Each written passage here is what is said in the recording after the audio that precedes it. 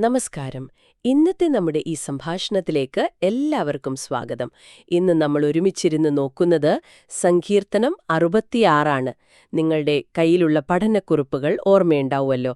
സങ്കീർത്തനം 66 ദൈവത്തിന്റെ മഹത്വം, കരുണ, പരീക്ഷണം എന്ന ആ കുറിപ്പുകളെ അടിസ്ഥാനമാക്കിയാണ് നമ്മൾ ഇന്ന് സംസാരിക്കുന്നത്.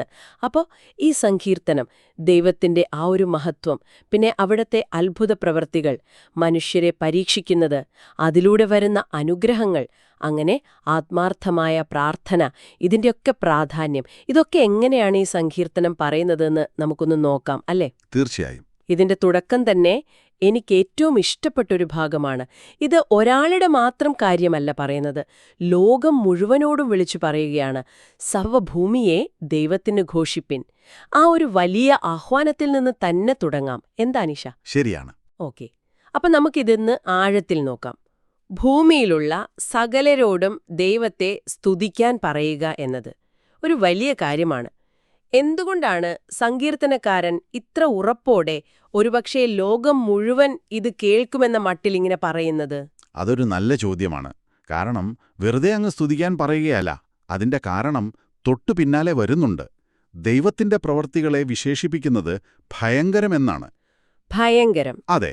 പക്ഷെ നമ്മൾ സാധാരണ പേടിക്കുന്ന പോലത്തെ ഭയമല്ല ഇത്. ദൈവത്തിന്റെ ശക്തിയും മഹത്വവുമൊക്കെ കാണുമ്പോൾ നമ്മളിലുണ്ടാകുന്ന ഒരു ആദരവ്, ഒരു അത്ഭുതം, അങ്ങനെ ഒരു ഭക്തി കലർന്ന ഭയമില്ലേ, അതാണ്. മനസ്സിലായി. ഓ എന്ന് പറയുന്ന ഒന്ന്. അതെ, അത് തന്നെ. ഈ ദൈവീക പ്രവൃത്തികൾ അത്രയ്ക്ക് ശക്തമാണ്, വ്യക്തമാണ്. അതുകൊണ്ട് ദൈവത്തിന്റെ ശത്രുക്കൾക്ക് പോലും അതിനു മുന്നിൽ നിൽക്കാൻ പറ്റില്ല. അവർക്ക് കീഴടങ്ങേണ്ടി വരും. വാക്യം 3 അങ്ങനെ പറയുന്നുണ്ട്. ശരിയാണ്. നിന്റെ പ്രവൃത്തിത്താൽ നിന്റെ ശത്രുക്കൾ നിനക്ക് കീഴടങ്ങും എന്ന്. അതുകൊണ്ടാണ് ഈ സ്തുതി ഏതെങ്കിലും ഒരു രാജ്യത്തിനോ ഒരു ജനതയ്ക്കോ മാത്രമായിട്ട് ചുരുക്കാത്തത്. ദൈവമഹത്വം എല്ലാവർക്കുമുള്ളതാണ്. അത് തിരിച്ചറിയാൻ കഴിവുള്ള സകല മനുഷ്യർക്കും വേണ്ടിയുള്ളതാണ് ഈ ആഹ്വാനം. അവിടുത്തെ നാമവും മഹത്വവും അതുതന്നെ സ്തുതിക്ക് യോഗ്യമാണ്. അപ്പോ ദൈവത്തിന്റെ പ്രവൃത്തികളുടെ ആ ഒരു സാർവത്രികത, അതാണ് ഈ ലോകം മുഴുവനുമുള്ള സ്തുതിക്ക് കാരണം. ശരി, ഇനി 5 മുതൽ 7 വരെയുള്ള വാക്യങ്ങളിൽ വെറുതെ കേട്ടറിഞ്ഞാൽ പോരാ, നേരിട്ട് വന്ന് കാണാൻ പറയുകയാണ്. വന്ന് ദൈവത്തിന്റെ പ്രവൃത്തികളെ നോക്കുവിൻ. എന്നിട്ടൊരു പഴയ സംഭവം ഓർമ്മിപ്പിക്കുന്നു. ചെങ്കടൽ പിളർന്ന് ജനത്തെ നടത്തിയ ആ ചരിത്രം, അവൻ സമുദ്രത്തെ ഉണങ്ങിയ നിലമാക്കി എന്നൊക്കെ. അപ്പോൾ ഈ പഴയ ചരിത്രം ഇവിടെ ഓർമ്മിപ്പിക്കുന്നതിലൂടെ എന്താണ് ഉദ്ദേശിക്കുന്നത്? ഇത് വെറുമൊരു ഓർമ്മപ്പെടുത്തലല്ല. അതായത് പണ്ട് നടന്നൊരു കാര്യം പറഞ്ഞു എന്നതിനപ്പുറം ദൈവത്തിന്റെ ആ ഒരു അളവില്ലാത്ത ശക്തി, ഈ ലോകത്തിന്മേലുള്ള അവിടുത്തെ അധികാരം, അത് ഒന്നുകൂടി ഉറപ്പിക്കുകയാണ്. ഓഹോ! പ്രകൃതിയുടെ ശക്തികളെപ്പോലും നിയന്ത്രിക്കുന്നവനാണ് ദൈവം എന്നിത് കാണിക്കുന്നു. സമുദ്രം ഉണങ്ങിയ നിലമാവുക എന്നൊക്കെ പറയുന്നത് സാധാരണ മനുഷ്യർക്ക് പറ്റുന്ന കാര്യമല്ലല്ലോ. അല്ല. അപ്പോ ദൈവത്തിന് തന്റെ ലക്ഷ്യം നേടാനോ ജനത്തെ രക്ഷിക്കാനോ ഒരു തടസ്സവുമില്ല എന്നാണിത് പറയുന്നത്. 7-ാം വാക്യം അത് കൂടുതൽ വ്യക്തമാക്കുന്നുണ്ട്. അവൻ തന്റെ ശക്തിയാൽ എന്നേക്കും വാഴുന്നു. എന്നേക്കും വാഴുന്നു. അതെ, അവന്റെ കണ്ണ് ജാതികളെ നോക്കുന്നു. മത്സരക്കാർ തങ്ങളെത്തന്നെ ഉയർത്തരുതേ. ഇത് പണ്ടത്തെ കാര്യം മാത്രമല്ല. ദൈവം ഇപ്പോഴും ഭരിക്കുന്നു, എല്ലാം കാണുന്നു, നിരീക്ഷിക്കുന്നു എന്നാണ്. അവിടുന്ന് വെറുതെ നോക്കിയിരിക്കുകയല്ല. സജീവമായി ഭരിക്കുന്നു, നീതി നടത്തുന്നു. തന്റെ ജനത്തെ സംരക്ഷിക്കുമ്പോൾ തന്നെ അഹങ്കരിക്കുന്നവരെ താഴ്ത്താനും ദൈവത്തിന് കഴിയും. അപ്പോൾ ഈ വലിയ കാര്യങ്ങളൊക്കെ ഓർക്കുമ്പോഴേ നമ്മളിൽ നിന്ന് പ്രതീക്ഷിക്കുന്നത് എന്താണ്? ഒരു വിനയത്തോടെയുള്ള ആരാധന, ദൈവഹിതത്തിന് നമ്മളെത്തന്നെ വിട്ടുകൊടുക്കൽ. അതാണ് ദൈവത്തിന്റെ ശക്തിയും കരുതലും, അത് വ്യക്തമാക്കുന്ന ഭാഗം. പക്ഷെ തൊട്ടടുത്ത വാക്യങ്ങളിലേക്ക് പോകുമ്പോൾ, അതായത് വാക്യം 8 മുതൽ, സംസാരത്തിന്റെ ടോൺ ഒന്ന് മാറുന്നുണ്ട്. പെട്ടെന്ന് സ്തുതിയിൽ നിന്ന് മാറി ദൈവജനം അനുഭവിക്കുന്ന കഷ്ടപ്പാടുകളെക്കുറിച്ചും പരീക്ഷണങ്ങളെക്കുറിച്ചും പറയുന്നു. ദൈവമേ, നീ ഞങ്ങളെ പരിശോധിച്ചിരിക്കുന്നു. വെള്ളി ഊതിക്കഴിക്കും പോലെ നീ ഞങ്ങളെ ഊതിക്കഴിച്ചിരിക്കുന്നു. ഇത് വളരെ ശക്തമായൊരു ഭാഷയാണ്. അതെ, ശക്തമാണ്. വലയിൽപ്പെട്ട അവസ്ഥ, മുതുകത്ത് ഭാരം, പിന്നെ തീയും വെള്ളവും, അങ്ങനെയുള്ള കഠിനമായ പരീക്ഷണങ്ങൾ. ഇത് വായിക്കുമ്പോൾ സ്വാഭാവികമായും ഒരു ചോദ്യം വരും. ഇത്രയധികം സ്നേഹമുള്ള ദൈവം എന്തിനാണ് സ്വന്തം ജനത്തെ ഇത്ര കഠിനമായി പരീക്ഷിക്കുന്നത്? ഇതൊരു ശിക്ഷയാണോ? എന്താണിതിന്റെ പിന്നിൽ? ഇത് പലപ്പോഴും തെറ്റിദ്ധരിക്കപ്പെടാൻ സാധ്യതയുള്ളൊരു ഭാഗമാണ്. ഇവിടെ ഈ പരീക്ഷണങ്ങളെ ഒരു ശിക്ഷ എന്ന രീതിയിലല്ല അവതരിപ്പിക്കുന്നത്. മറിച്ച് അതൊരു ശുദ്ധീകരണ പ്രക്രിയയാണ്. ശുദ്ധീകരണം. അതെ, വെള്ളി ഊതിക്കഴിയുക എന്ന ഉപമ ശ്രദ്ധിച്ചില്ലേ? അത് വളരെ പ്രധാനമാണ്. വെള്ളിയിൽ നിന്ന് അതിലെ മാലിന്യങ്ങൾ, മറ്റു ലോഹങ്ങളൊക്കെ കളഞ്ഞ് ശുദ്ധമാക്കാൻ എന്തു ചെയ്യും? ഉയർന്ന ചൂടിൽ അതിനെ ഉരുക്കും. ശരിയാണ്. ിലൂടെ കടത്തിവിട്ട് അവരിലുള്ള കുറവുകൾ, പാപസ്വഭാവങ്ങൾ, അല്ലെങ്കിൽ ചിലപ്പോൾ അമിതമായ ആത്മവിശ്വാസം, അലസത, അങ്ങനെയുള്ള മാലിന്യങ്ങൾ നീക്കം ചെയ്യുന്നു. അങ്ങനെ അവരെ ആത്മീയമായിട്ട് കൂടുതൽ ശുദ്ധരും ശക്തരുമാക്കുന്നു. ദൈവത്തിന്റെ ഉദ്ദേശങ്ങൾക്ക് ഉപയോഗിക്കാൻ പറ്റുന്ന പരുവത്തിലാക്കുന്നു. വലയിൽ അകപ്പെട്ടു എന്ന് പറയുന്നത് ചിലപ്പോൾ പ്രതിസന്ധികളിൽ നിന്ന് പുറത്തുകിടക്കാൻ പറ്റാത്തൊരവസ്ഥയെ കാണിക്കാം. മുതുകത്തെ ഭാരം, അത് ചിലപ്പോൾ അടിമത്തമാകാം, അല്ലെങ്കിൽ താങ്ങാൻ പറ്റാത്ത ഉത്തരവാദിത്തങ്ങളാകാം. തീയും വെള്ളവും. അതെ, തീയിലും വെള്ളത്തിലും കൂടെ കടക്കേണ്ടി വന്നു എന്ന് പറയുമ്പോൾ അത് ജീവൻ തന്നെ അപകടത്തിലാകുന്ന ഏറ്റവും വേദനിപ്പിക്കുന്ന അനുഭവങ്ങളെയാണ് സൂചിപ്പിക്കുന്നത്. ഇതൊക്കെ സഹിക്കാൻ ഭയങ്കര ബുദ്ധിമുട്ടുള്ള കാര്യങ്ങൾ തന്നെ. തീർച്ചയായും. എന്നാൽ ഈ പരീക്ഷണങ്ങളെക്കുറിച്ചുള്ള വിവരണം എവിടെയാണ് അവസാനിക്കുന്നത് എന്ന് നോക്കണം. 12-ാം വാക്യത്തിന്റെ അവസാനം എന്താണ് പറയുന്നത്? എങ്കിലും നീ ഞങ്ങളെ സമൃദ്ധിയിലേക്ക് കൊണ്ടുവന്നിരിക്കുന്നു. അതാണ് പ്രധാനം. അതെ, അതാണ് ഈ ഭാഗത്തിന്റെ കാതൽ. ഈ കഷ്ടപ്പാടുകൾക്കും പരീക്ഷണങ്ങൾക്കും ഒരു ലക്ഷ്യമുണ്ടായിരുന്നു. അത് വെറുതെ ആയിരുന്നില്ല. ലക്ഷ്യം നാശമായിരുന്നില്ല, മറിച്ച് വിടുതലും സമൃദ്ധിയുമായിരുന്നു. അപ്പോ ദൈവത്തിന്റെ പദ്ധതിയിൽ പരീക്ഷണങ്ങളെന്ന് പറയുന്നത് വെറുതെയുള്ള ദുരിതങ്ങളല്ല. അത് അനുഗ്രഹത്തിലേക്കും വളർച്ചയിലേക്കും നയിക്കുന്ന വഴികളാണ്. ഒരുപക്ഷെ ഒഴിവാക്കാൻ പറ്റാത്ത വഴികൾ. ആ ശുദ്ധീകരണ സമയത്ത് വേദനയുണ്ടാകും, സംശയമില്ല. പക്ഷേ ദൈവത്തിന്റെ അവസാനത്തെ ലക്ഷ്യം എപ്പോഴും നന്മയായിരിക്കും. കഷ്ടപ്പാടുകൾക്കൊരു ലക്ഷ്യമുണ്ട്, അത് ശുദ്ധീകരണമാണ്, വളർച്ചയാണ് എന്ന ചിന്ത. അത് ആശ്വാസം തരുന്ന ഒന്നാണ്. പക്ഷേ താങ്കൾ പറഞ്ഞ പോലെ ആ തീയിലും വെള്ളത്തിലും നിൽക്കുമ്പോൾ ഈ ലക്ഷ്യം കാണാൻ ചിലപ്പോൾ പറ്റിയെന്ന് വരില്ല. ശരിയാണ്. ആ സമയത്ത് ദൈവത്തിൽ ആശ്രയിക്കുക എന്നത് അതും ഒരു വെല്ലുവിളിയാണ്. ഒരുപക്ഷെ അടുത്ത ഭാഗം ഇതിലേക്ക് കുറച്ചുകൂടി വെളിച്ചം വീശുന്നുണ്ടാവാം. കാരണം വിടുതൽ കിട്ടിയതിനു ശേഷം 13 മുതൽ 15 വരെയുള്ള വാക്യങ്ങളിൽ ദൈവത്തിന് നേർച്ചകളും യാഗങ്ങളും അർപ്പിക്കുന്നതിനെക്കുറിച്ചാണ് പറയുന്നത്. ഞാൻ ഹോമയാഗങ്ങളും കൊണ്ട് നിന്റെ ആലയത്തിലേക്ക് വരും, എന്റെ നേർച്ചകളെ ഞാൻ നിനക്ക് കഴിക്കും. എന്നിട്ട് പറയുന്നു, കഷ്ടകാലത്ത് ഞാൻ എന്റെ അധരം തുറന്നു പറഞ്ഞതും എന്റെ വാക്കു നേർന്നതും തന്നെ. അപ്പൊ ഇത് വെറുമൊരു നന്ദി പറയലാണോ, അതോ കഷ്ടകാലത്ത് ദൈവവുമായിട്ടൊരു ഡീലുണ്ടാക്കിയതിന്റെ പൂർത്തീകരണമാണോ? ഒരു തരത്തിൽ പറഞ്ഞാലേ രണ്ടും ശരിയാണ്. തീർച്ചയായും ഇത് വലിയ നന്ദിയുടെ പ്രകടനമാണ്. ദൈവത്തിന്റെ ആ ഒരു വിടുതൽ, ആ കരുണ അനുഭവിച്ച ഒരാളുടെ മനസ്സിൽ നിന്ന് വരുന്ന സ്വാഭാവികമായ ഒരു പ്രതികരണം. എന്നാൽ ആ കഷ്ടകാലത്ത് ഞാൻ നേർന്നത് എന്ന വാചകം സൂചിപ്പിക്കുന്നത് ആ വ്യക്തി ആ പ്രതിസന്ധി ഘട്ടത്തിൽ സഹായത്തിനു വേണ്ടി ദൈവത്തോട് കരഞ്ഞു പ്രാർത്ഥിച്ചു.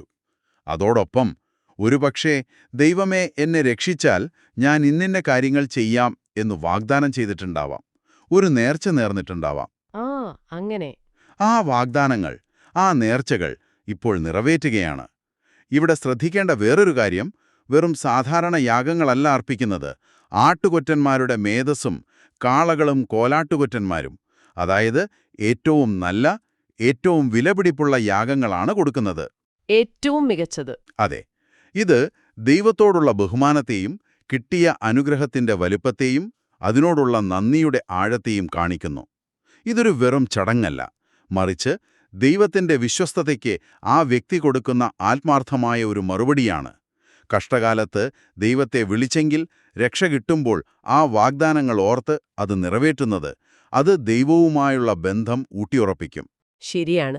കഷ്ടത്തിലെ വാഗ്ദാനങ്ങൾ വിടുതലിന് ശേഷം ഓർത്തു ചെയ്യുന്നത് ആ ബന്ധത്തിലെ ഒരു വിശ്വസ്തതയുടെ ഭാഗമാണ്. ഇനി സങ്കീർത്തനത്തിന്റെ അവസാന ഭാഗത്തേക്ക് വരാം, അതായത് 16 മുതൽ 20 വരെയുള്ള വാക്യങ്ങൾ. ഇവിടെ എത്തുമ്പോൾ ഇത് കുറച്ചുകൂടി വ്യക്തിപരമായ ഒരു സാക്ഷ്യമായി മാറുന്നുണ്ട്. സങ്കീർത്തനക്കാരൻ മറ്റുള്ളവരെ വിളിക്കുകയാണ്. സകല ഭക്തന്മാരുമായുള്ളവരെ വന്നു കേൾപ്പിൻ, അവൻ എന്റെ പ്രാണനു വേണ്ടി ചെയ്തത് ഞാൻ വിവരിക്കാം. സ്വന്തം അനുഭവം പങ്കുവയ്ക്കുകയാണ്. എന്താണ് ഈ സാക്ഷ്യത്തിലെ പ്രധാനപ്പെട്ട കാര്യം? അതെ, ഇവിടെ അദ്ദേഹം തന്റെ പേഴ്സണൽ എക്സ്പീരിയൻസ് ഒരു സമൂഹത്തിനു മുന്നിൽ പറയുകയാണ്. താൻ ആത്മാർത്ഥമായി ദൈവത്തോട് നിലവിളിച്ചു എന്ന് പറയുന്നു. എന്റെ വായ് കൊണ്ട് ഞാൻ അവനോട് നിലവിളിച്ചു, ദൈവം അത് കേട്ടു എന്നും പറയുന്നു. എന്നാൽ ദൈവം കേട്ടിരിക്കുന്നു, എന്റെ പ്രാർത്ഥനാശബ്ദം ശ്രദ്ധിച്ചിരിക്കുന്നു. ദൈവം കേട്ടു. അതെ, ഇത് ദൈവം പ്രാർത്ഥന കേൾക്കുന്നവനാണ്, വിശ്വസ്തനാണ് എന്നുള്ളൊരു വലിയ തെളിവാണ്, ഒരു സാക്ഷ്യമാണ്. എന്നാൽ അതോടൊപ്പം വളരെ പ്രധാനപ്പെട്ട ഒരു ആത്മീയ സത്യം കൂടി അദ്ദേഹം പറയുന്നുണ്ട് 18-ാം വാക്യത്തിൽ. ഞാൻ എൻ്റെ ഹൃദയത്തിൽ അകൃത്യം കരുതിയിരുന്നുവെങ്കിൽ കർത്താവ് കേൾക്കയില്ലായിരുന്നു. ഇത് കേൾക്കുമ്പോൾ ഒരു സംശയം വരാം. പാപികളായവരുടെ പ്രാർത്ഥന ദൈവം കേൾക്കില്ലേ? അതാണ് ഉദ്ദേശിക്കുന്നത്? ഒരു നല്ല ചോദ്യമാണ്. ഒരുപക്ഷേ അതിൻ്റെ അർത്ഥം നമ്മൾ പാപമില്ലാത്തവരായിരിക്കണം എന്നല്ല, മറിച്ച് നമ്മുടെ ഹൃദയത്തിൻ്റെ ഒരു നിലപാട്, ഒരു ആത്മാർത്ഥത, അതാണ് പ്രധാനം. അറിഞ്ഞുകൊണ്ടൊരു തെറ്റിൽ തുടരാനും ആ പാവത്തെ മനസ്സിൽ വെച്ചുകൊണ്ടിരിക്കാനും അകൃത്യം കരുതുക തീരുമാനിച്ചാൽ അത് ദൈവവുമായുള്ള നമ്മുടെ ബന്ധത്തിൽ ഒരു തടസ്സമാകും. ഓഹോ. അത് പ്രാർത്ഥനയുടെ ഫലത്തെ ബാധിക്കും. നമ്മൾ ദൈവത്തോടടുക്കാൻ ശ്രമിക്കുമ്പോൾ തന്നെ മനസ്സുകൊണ്ട് വേറൊരു കാര്യത്തെ മുറുകെ പിടിക്കുകയാണെങ്കിൽ അത് ശരിയാവില്ലല്ലോ. ശരിയാണ്. അപ്പോൾ വിഷയം നമ്മൾ പെർഫെക്റ്റ് ആയിരിക്കണം എന്നല്ല, മറിച്ച് നമ്മുടെ ഹൃദയം ദൈവത്തിങ്കിലേക്ക് തിരിഞ്ഞിരിക്കണം. തെറ്റ് പറ്റുമ്പോൾ അത് സമ്മതിക്കാനും അനുദപിക്കാനും തയ്യാറാവണം. ആ ഒരു ആത്മാർത്ഥത, ആ ഒരു തുറന്ന മനസ്സ്, അതാണ് ദൈവം നോക്കുന്നത്. ഈ വാക്യം നമ്മളെയൊക്കെ ഇരുത്തി ചിന്തിപ്പിക്കും. നമ്മുടെ പ്രാർത്ഥനകൾ എത്രത്തോളം ആത്മാർത്ഥമാണ്? നമ്മൾ അറിഞ്ഞുകൊണ്ട് ഏതെങ്കിലും തെറ്റിൽ തുടരുന്നുണ്ടോ? ഈ ഒരു തിരിച്ചറിവിന് ശേഷം സങ്കീർത്തനക്കാരൻ എന്തു ചെയ്യുന്നു? ദൈവത്തെ വാഴ്ത്തുകയാണ്. തന്റെ പ്രാർത്ഥന കേട്ടതിന്, തന്നോടുള്ള ആ സ്നേഹം, ആ ദയ പിൻവലിക്കാതിരുന്നതിന് ദൈവത്തിന് സ്തുതി കൊടുക്കുന്നു. ഇത് ശുദ്ധമായ ഹൃദയത്തോടെ അടുത്തപ്പോൾ ദൈവം എത്ര വിശ്വസ്തമായി ഇടപെട്ടു എന്നതിന്റെ ഒരനുഭവ സാക്ഷ്യമാണ് അവസാനം പങ്കുവയ്ക്കുന്നത്. ശരിയാണ്. ആത്മാർത്ഥതയുടെ പ്രാധാന്യം അത് വളരെ വ്യക്തമാക്കുന്നുണ്ട്. അപ്പോ ഈ സങ്കീർത്തനത്തിലൂടെ നമ്മൾ ഇത്രയും നേരം സംസാരിച്ചല്ലോ. ഇതിൽ നിന്ന് പ്രധാനമായിട്ട് നമ്മൾ ഓർക്കേണ്ട കാര്യങ്ങൾ എന്തൊക്കെയാണ്? നിങ്ങളുടെ കയ്യിലുള്ള പഠനക്കുറിപ്പിലെ പ്രധാന ആശയങ്ങൾ നമുക്കൊന്ന് ചുരുക്കി പറയാമോ? പറയാം. ഈ സങ്കീർത്തനം ഒരു രത്നം പോലെയാണ്. പല വശങ്ങളുണ്ട് ഇതിന്. പ്രധാനപ്പെട്ട ചില ആശയങ്ങൾ നിങ്ങളുടെ കുറിപ്പിലുള്ളതുപോലെ തന്നെ ഇവയാണ്. ഒന്നാമതായിട്ട് ദൈവം, അവിടുത്തെ ആ ഒരു മഹത്വം, അത്ഭുതകരമായ പ്രവൃത്തികൾ, അതുകൊണ്ട് തന്നെ അവിടുന്ന് എല്ലാ സ്തുതിക്കും ആരാധനയ്ക്കും യോഗ്യനാണ്. ഈ ആരാധന ഭൂമിയിൽ എല്ലാവർക്കുമുള്ളതാണ്. എല്ലാവർക്കും. രണ്ടാമത്, ദൈവത്തിന്റെ പ്രവൃത്തികൾ ശക്തമാണ് എന്ന് മാത്രമല്ല, ഭയങ്കരമാണ്, ഓസമാണ്. അത് നമ്മളിൽ ആദരവും വിസ്മയവും ഉണ്ടാക്കണം.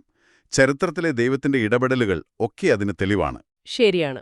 മൂന്നാമതായിട്ട്, നമ്മുടെ ജീവിതത്തിൽ വരുന്ന കഷ്ടപ്പാടുകൾ, പരീക്ഷണങ്ങൾ, അതൊന്നും വെറുതെയല്ല.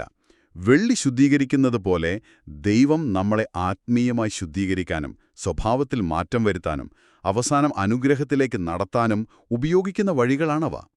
വേദനയുണ്ടാകുമെങ്കിലും അതിനൊരു നല്ല ലക്ഷ്യമുണ്ട്. നല്ലൊരു പോയിന്റാണ്. നാലാമത്, പ്രാർത്ഥനയുടെ കാര്യം. ഹൃദയത്തിന്റെ അവസ്ഥ വളരെ പ്രധാനമാണ്. ആത്മാർത്ഥമായിട്ട് തെറ്റുകൾ ഉപേക്ഷിച്ച് ദൈവത്തെ സമീപിക്കുമ്പോൾ ദൈവം പ്രാർത്ഥന കേൾക്കും, ഉത്തരം തരും. പിന്നെ അവസാനമായി, ദൈവം നമുക്ക് ചെയ്ത നന്മകൾക്ക് നന്ദി പറയുക, അവിടുത്തെ പ്രവൃത്തികളെക്കുറിച്ച് മറ്റുള്ളവരോട് പറയുക, സാക്ഷ്യം പറയുക. ഇത് നമ്മുടെ വിശ്വാസ ജീവിതത്തിന്റെ ഭാഗമാണ്, ആരാധനയുടെ ഭാഗമാണ്. അതെ. ഇത് ദൈവത്തെ മഹത്വപ്പെടുത്തും, മറ്റുള്ളവർക്കൊരു പ്രോത്സാഹനവുമാകും. അപ്പോൾ ഈ ആശയങ്ങളൊക്കെ നിങ്ങളുടെയൊക്കെ ജീവിതത്തിലെ സാഹചര്യങ്ങളുമായിട്ടൊന്ന് ബന്ധപ്പെടുത്തി ചിന്തിച്ചാൽ ഈ സങ്കീർത്തനം കൂടുതൽ അർത്ഥവത്താകും. വെറുതെ കേട്ടുപോകാനുള്ളതല്ല, നമ്മുടെ ജീവിതത്തിൽ പ്രാവർത്തികമാക്കാനുള്ളതാണ്. അതിനും ചില പ്രായോഗികമായ വഴികൾ നിങ്ങളുടെ കുറിപ്പുകളിൽ തന്നെ ഉണ്ട്, അല്ലേ? ഉണ്ട്. നമുക്കതുകൂടിയൊന്ന് ഓർക്കാം. ഒന്നാമതായിട്ട്, ബുദ്ധിമുട്ടുകൾ വരുമ്പോൾ അയ്യോ ഇതെന്നെ നശിപ്പിക്കാനാണോ എന്ന് ചിന്തിക്കുന്നതിനു പകരം ഒരുപക്ഷേ ഇതെന്നെ ശുദ്ധീകരിക്കാനും എന്നെ ശക്തനാക്കാനുമുള്ള ദൈവത്തിന്റെ ഒരു വഴിയായിരിക്കാം എന്ന് കാണാൻ ശ്രമിക്കുക. ഫലത്തെക്കുറിച്ച് പേടിക്കാതെ ആ പ്രോസസ്സിൽ ദൈവത്തിൽ ആശ്രയിക്കുക. നല്ലൊരു സമീപനമാണത്. രണ്ടാമതായിട്ട്, എത്ര തിരക്കുണ്ടെങ്കിലും ദിവസവും കുറച്ചു സമയം, ചിലപ്പോൾ രാവിലെ എഴുന്നേൽക്കുമ്പോൾ അല്ലെങ്കിൽ രാത്രി കിടക്കുന്നതിനു മുൻപ്, ദൈവത്തിന്റെ ആ മഹത്വത്തെ ഒന്ന് ഓർക്കാനും അന്നത്തെ ദിവസത്തെ ചെറിയ കാര്യങ്ങൾക്കു പോലും നന്ദി പറയാനും സ്തുതിക്കാനും ശ്രമിക്കുക. ഒരു ശീലമാക്കുന്നത് നല്ലതാണ്. മൂന്നാമത്, നമ്മൾ പ്രാർത്ഥിക്കാനിരിക്കുമ്പോൾ ഒരു നിമിഷം നമ്മുടെ ഹൃദയത്തിലേക്ക് നോക്കുക. എന്തെങ്കിലും ഒളിപ്പിച്ചു വെച്ചിട്ടുണ്ടോ? വിട്ടുകളയാത്ത എന്തെങ്കിലും ദേഷ്യമോ ദുശ്ശീലങ്ങളോ അങ്ങനെ എന്തെങ്കിലും ഉണ്ടോ? ആത്മാർത്ഥമായിട്ട് ദൈവത്തിന്റെ മുന്നിൽ വരാൻ ശ്രമിക്കുക.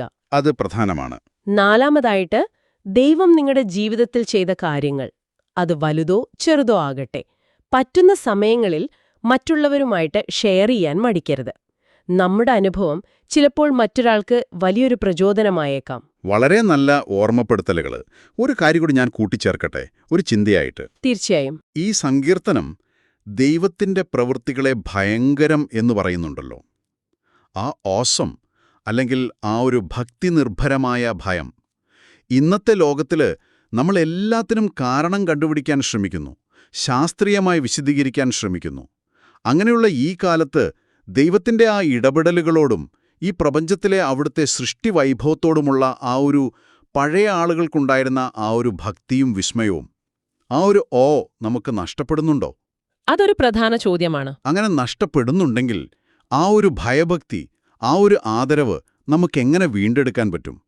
നമ്മുടെ ജീവിതത്തിൽ അതെങ്ങനെ പ്രകടിപ്പിക്കാൻ പറ്റും? ഒരുപക്ഷേ നമ്മൾ പ്രകൃതിയിലേക്ക് നോക്കുമ്പോൾ, അല്ലെങ്കിൽ മനുഷ്യബന്ധങ്ങളിലെ അത്ഭുതങ്ങൾ കാണുമ്പോൾ, അല്ലെങ്കിൽ തീരെ പ്രതീക്ഷിക്കാതെ ഒരു സഹായം കിട്ടുമ്പോൾ, അപ്പോഴൊക്കെ ആ ഒരു ദൈവീക ഇടപെടലിനെ തിരിച്ചറിയാനും അതിനു മുന്നിൽ വിനയത്തോടെ നിൽക്കാനും നമുക്ക് സാധിക്കുമോ? ഇതൊരുപക്ഷേ നിങ്ങൾക്ക് തുടർന്ന് ചിന്തിക്കാൻ പറ്റിയൊരു കാര്യമായിരിക്കും. അതൊരു ആഴത്തിലുള്ള ചിന്തയാണ്. ഇന്നത്തെ സാഹചര്യത്തിൽ ആ ഭയഭക്തിക്ക് എന്തർത്ഥമാണുള്ളതെന്ന് ചിന്തിക്കുന്നത് വളരെ നന്നായിരിക്കും. സങ്കീർത്തനം 66 ഈ ആഴത്തിലുള്ള വിശകലനത്തിൽ ഞങ്ങളോടൊപ്പം ഉണ്ടായിരുന്ന നിങ്ങൾക്കെല്ലാവർക്കും നന്ദി.